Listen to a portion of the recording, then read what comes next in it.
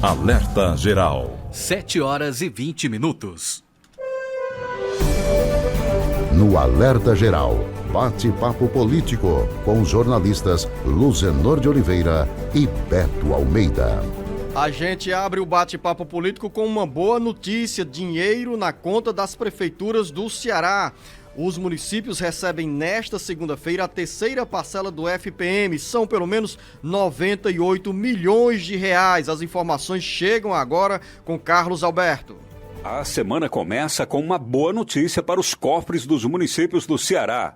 A terceira parcela do FPM, Fundo de Participação dos Municípios, no total de R$ 98.807.790, será depositada nesta segunda-feira nas contas das 184 cidades cearenses.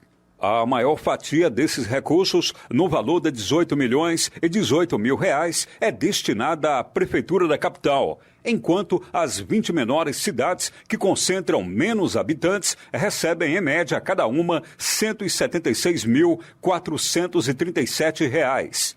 O FPM é mais gordo para 4 municípios, Caucaia, Maracanaú, Sobral e Juazeiro do Norte, que nessa terceira parcela serão contemplados com um valor médio de R$ 1.906.000. De acordo com os dados da Secretaria do Tesouro Nacional, com informações publicadas pela Confederação Nacional dos Municípios, o terceiro decêndio de agosto de 2021, comparado com o mesmo decêndio do ano anterior, apresentou um crescimento de 28,76% em termos nominais, valores sem considerar os efeitos da inflação. O acumulado do mês, em relação ao mesmo período do ano anterior, teve crescimento de 63,28%. O mês fechou em crescimento de 50,17% comparado ao mesmo período de 2020, ou seja, apresenta uma alta, sendo corrigido pela inflação do período. Com informações dos bastidores políticos, para o Alerta Geral, Carlos Alberto. Vamos continuar falando sobre o cotidiano dos municípios do Ceará. Agora, uma agenda que mostra instabilidade política com a decisão da Justiça Eleitoral em cassar mandatos de gestores eleitos em 2020. As primeiras informações chegam com a Raquel Tavares, que tem mais informações sobre a decisão da Justiça que caça o mandato do prefeito eleito em Jaguaruana. O Tribunal Superior Eleitoral, em decisão unânime, cassou o mandato do prefeito de Jaguaruana, Roberto da Viúva, e da vice-prefeita Flávia Façanha. Com a decisão, novas eleições serão convocadas pelo Tribunal Regional Eleitoral do Ceará. Por 7-0, os juízes do Tribunal Superior entenderam que a então candidata a vice-prefeita, Flávia Façanha, não se desligou de um cargo comissionado que ocupava como assessora parlamentar na Assembleia Legislativa 3 meses antes das eleições. Flávia já era uma candidata vice-substituta na chapa. Ela foi escolhida para substituir o marido, então vice-prefeito, que tentava se reeleger. Já o candidato a prefeito no ano passado, Roberto da Viúva, também enfrentou ações judiciais por ter tido contas desaprovadas no TCE de quando foi gestor do município no mandato anterior. Mesmo eleito, ele não conseguiu assumir o mandato. Desde janeiro, o presidente da Câmara Municipal, José Elias Oliveira, está à frente da prefeitura. Com a decisão do TSE, esta será a 4ª eleição suplementar no Ceará, após Missão Velha, Martinópole e Pedra Branca já terem realizado novo pleito no dia 1º de agosto. Nos 3 demais casos, os municípios já têm novos prefeitos eleitos e empossados. Com informações da FM 98.5 no Vale do Jaguaribe, para o Alerta Geral, Raquel Tavares. Os eleitores do município de Barro, na região do Cariri, também caminham para voltar às urnas, claro. No primeiro momento, o Tribunal Regional Eleitoral confirmou a cassação do mandato do prefeito e do vice eleitos em 2020. Aloísio Vilar. O Tribunal Regional Eleitoral cassou por unanimidade o mandato e os diplomas do prefeito de Barro, Dr. Marquinélio, do PSD, e do vice-prefeito José Vanderval, também do PSD. Em julgamento que aconteceu na última sexta-feira, dia 27, na sede do TRE em Fortaleza, os magistrados declararam a inelegibilidade de ambos os políticos por 8 anos pela prática de abuso de poder econômico e fraude em contratações. Nas eleições do ano passado, o Dr. Marquinélio foi eleito prefeito de Barro com 49,46% dos votos. Foram 6.000 6.265 votos no total. O candidato derrotou Jorge Feitosa, que ficou em segundo lugar com 6.212 votos. A ação foi movida pela coligação O Povo Quer Mudança, composta pelos partidos PP, PSDB e MDB, e por Éricles Jorge Feitosa Albuquerque, que concorreu ao cargo de prefeito pelo MDB. Depois de não acatar recurso contra a decisão da primeira instância da Justiça Eleitoral, o TRE manteve a condenação e determinou a realização de novas eleições no município. Com notícias da região do Cariri, Aloysio Vilar para o jornal Alerta Geral.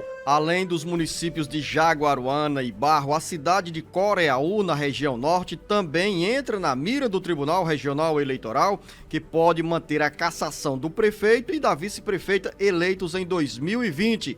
Sátiro Salles. A agenda política da semana começa com a movimentação de advogados e dirigentes de partidos para o desenho de um novo quadro com novas eleições nas cidades de Barro e Jaguaruana. Mas a instabilidade política não para por aí, porque em Coreaú, o desfecho de ações judiciais pode levar também à cassação definitiva dos mandatos do prefeito e da vice-prefeita eleitos em 2020.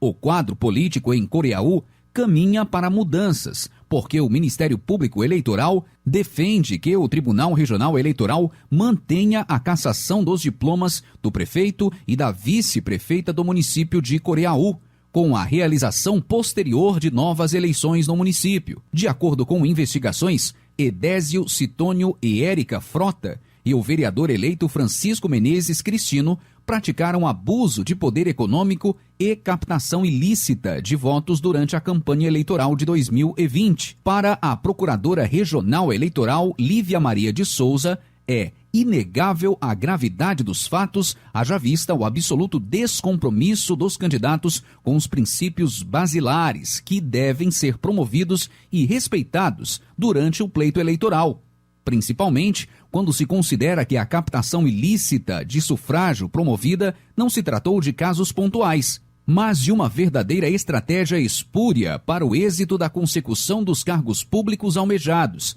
a partir da influência mediante a utilização indevida de recursos econômicos na manifestação de vontade do eleitorado. Com informações dos bastidores políticos, para o Jornal Alerta Geral, Sátiro Salles. 3 municípios, jornalista Beto Almeida, já voltaram às urnas para a escolha dos novos prefeitos, ou melhor, os eleitores dessas cidades. E mais 3 cidades, como relataram os nossos correspondentes, a Raquel Tavares, o Aloysio Vilar e também o Sátiro Salles, estão aí também caminhando para eleições suplementares. Instabilidade política e administrativa que gera muito prejuízo para a população. Jornalista Beto Almeida, bom dia.